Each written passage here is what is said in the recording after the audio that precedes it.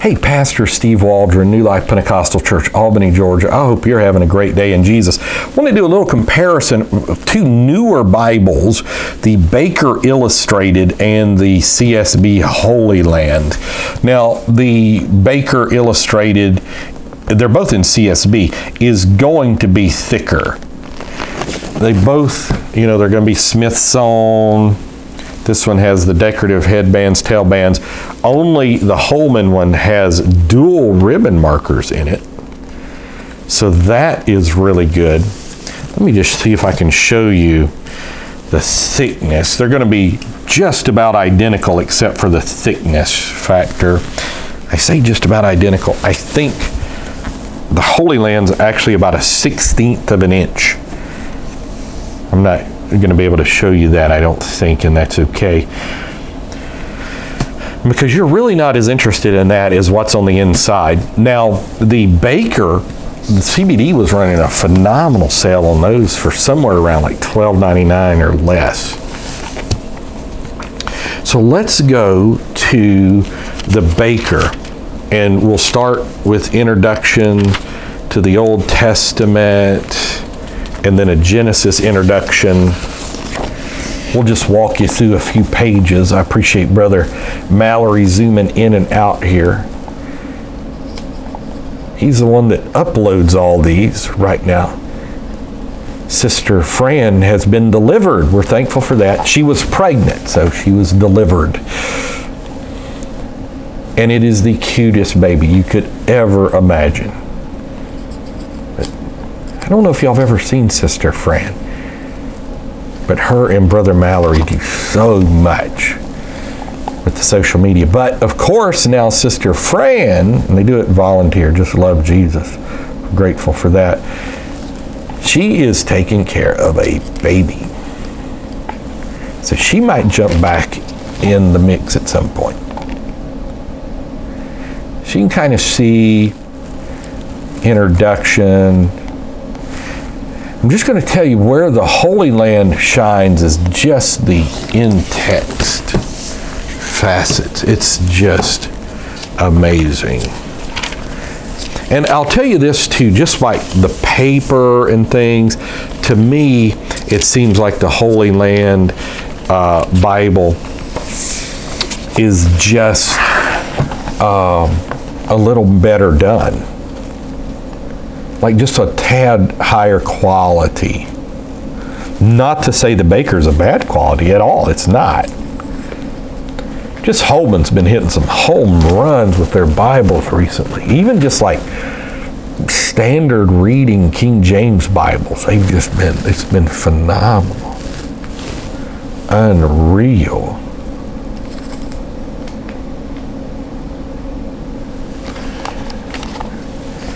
And so you can kind of get a feel for the Holy Land Illustrated. It is illustrated. It is amazing.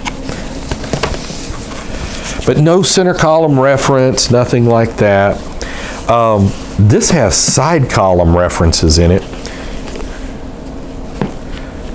It does have quite a big introduction to Job, and then a big introduction to like the poetic books. I wanted to show you this again, just a basic page. So for Bible study, I would say the Baker Illustrated would be probably the best. For just looking at things and archaeology and history, I would say the Holy Land is probably where you're going to want to go. As far as the size of the print, the Holy Land is much better. It just is incredible, as a matter of fact. I'm going to say it's very close to a 10-point print. It borders on large print. They did the 2K Denmark thing. I don't think Baker did 2K Denmark. Bronze tongs, there's that. So let's go between Malachi and Matthew, see what they've got in them here. We're at the end. What happened between the two testaments. Brief thing, but it's always good to know. It's funny, people say God got mad and kept quiet for 400 years. But if you believe the Apocrypha is inspired, you would say that he did not get mad and hush for 400 years. Now, in the Holy Land, they don't necessarily have anything between the Testaments, but there's so much in the Minor Prophets. I'm just going to flip through a few pages of the Minor Prophets that it's almost like they did. As a matter of fact, the Holy Land maybe does the Minor Prophets better than any Bible I've ever seen in a certain sense.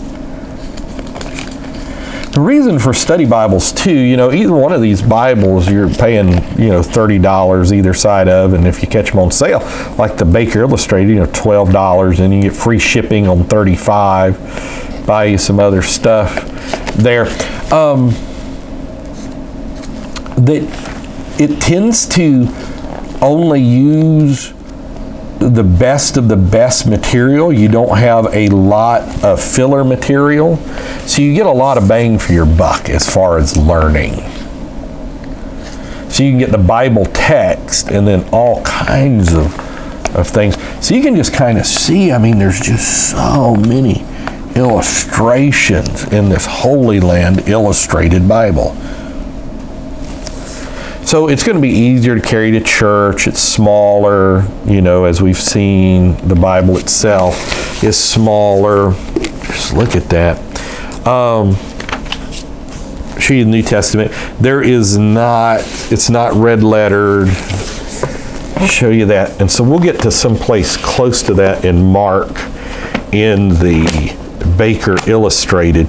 This is just going to have more in it. It just is. The Baker Illustrated, just as far as total Bible study kind of information. And it is going to be red letter, by the way. Not a lot in the back in the Holy Land Bible. There's a lot to like about the Holy Land Bible. Not a ton in the back. Showing you nice larger print concordance, but it's not going to be big in any sense of the term.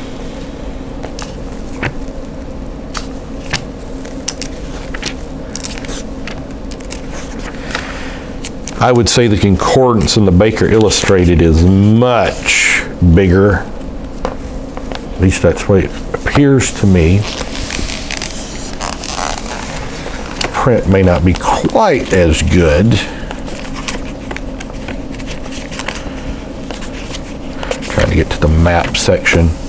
Really like the maps in the Holy Land at the back.